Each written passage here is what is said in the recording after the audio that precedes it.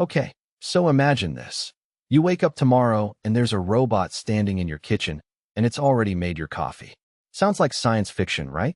Well, at VivaTech 2026, some of the world's biggest robotics companies just showed off prototypes that are closer to making that real than you might think. And here's the thing, we're not talking about some distant future. We're talking about the next 5 to 10 years. So today, I want to break down what these robots can actually do right now, what's holding them back, and most importantly, whether one of these machines could actually end up in your home sooner than you expect. First, let's get real about what humanoid even means. When we say humanoid robot, we're talking about a machine that's designed to look and move roughly like a human. 2 arms, 2 legs, a torso, maybe a head. The reason companies are obsessed with this design isn't just because it looks cool, though that's definitely part of it. It's actually practical. Our homes, our offices, our entire world is built for human-shaped bodies. Doorways are human-sized. Light switches are at human height. Stairs, hallways, kitchen counters, everything assumes a humanoid form factor. So if you want a robot that can move through our spaces and use our tools without us completely redesigning everything, humanoid is the way to go. Now, the robots showing up at VivaTech this year are genuinely impressive.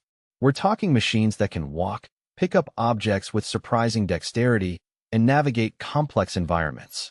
But here's where I need to be honest with you. They're still not ready to fully replace a human assistant. Not yet. What they can do is handle specific, repetitive tasks. We're seeing robots that can sort items, pack boxes, fold laundry, and perform basic assembly work. Some can even climb stairs and operate door handles.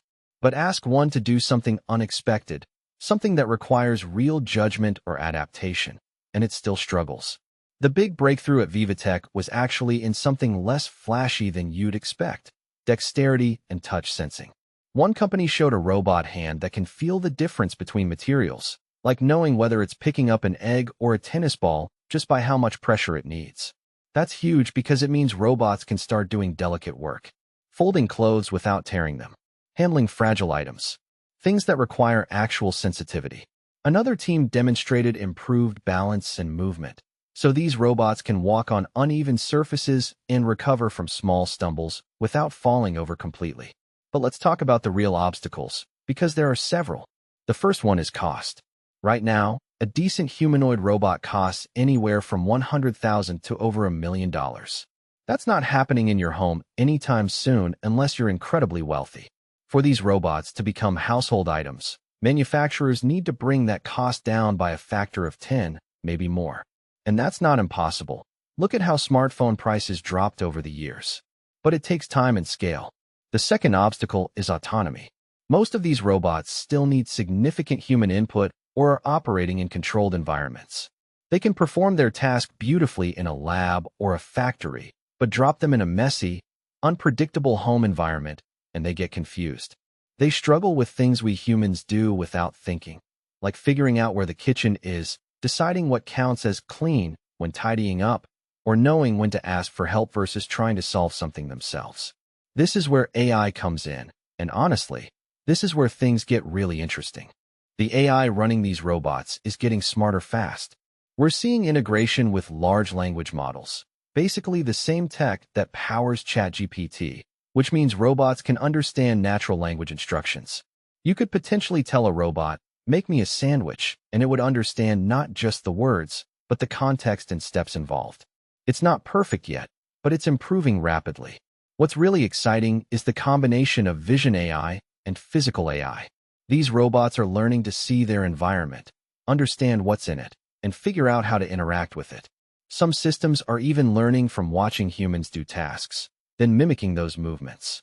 Here's another piece of the puzzle that people don't always think about: energy and charging.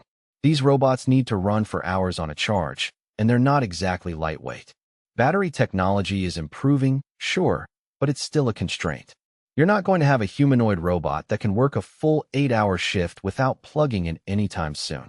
That matters if you're imagining a robot that helps around the house all day. Safety is another big one. If you've got a robot that weighs 150 pounds moving around your home, you need to make absolutely sure it's not going to accidentally hurt someone. These machines need redundant safety systems, emergency stops, and careful programming. Most of the robots at VivaTech are designed to move slowly and stop immediately if they encounter resistance, which is good. But this is still a developing field, and regulations are still catching up. So here's my honest take on the timeline. In the next 2 to 3 years, you'll probably see humanoid robots becoming more common in factories and warehouses. Businesses will adopt them because the economic case makes sense. A robot that costs a few $100,000 but replaces a worker and never takes a day off eventually pays for itself. In 5 to 10 years, maybe we start seeing them in hospitals, helping with patient care, or in elder care facilities. That's a huge use case that doesn't get enough attention. An aging population needs care, and there's a shortage of caregivers.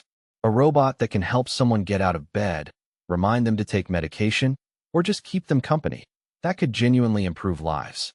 For your home specifically, I'd say we're looking at 10 to 15 years before it's actually practical for most people.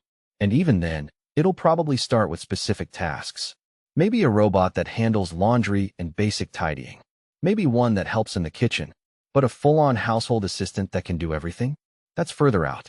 We need the cost to drop, the AI to get smarter, the safety systems to be bulletproof, and the regulatory framework to catch up. But here's what really struck me about VivaTech. The trajectory is clear.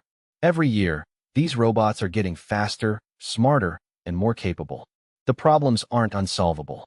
They're engineering challenges and economic challenges, and those are things humanity is pretty good at solving.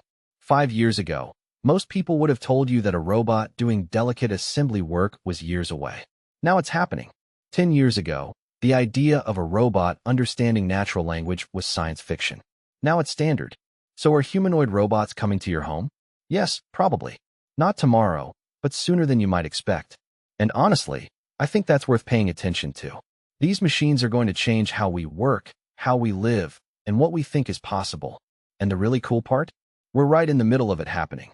If you want to stay on top of what's actually happening in robotics and AI, not the hype version but the real stuff, subscribe to the channel. We break down these advances in a way that actually makes sense, without all the corporate nonsense. Thanks for watching, and I'll see you in the next one.